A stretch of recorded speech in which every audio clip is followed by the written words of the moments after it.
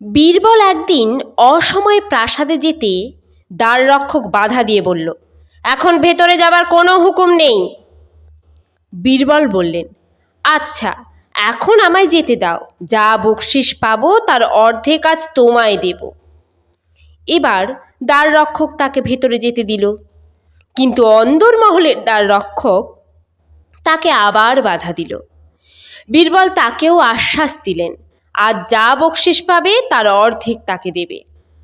এরপর বীরবল আকবরের সঙ্গে দেখা করে তাকে একটি কবিতা শোনালেন। আকবর খুশি হয়ে তাকে 100 স্বর্ণমুদ্রা বকশিস দিলেন। বীরবল বললেন, হুজুর, আজ এই বকশিস দিলে হবে না, 100 স্বর্ণমুদ্রার পরিবর্তে আমায় 100 বেত্রাঘাত করতে হবে।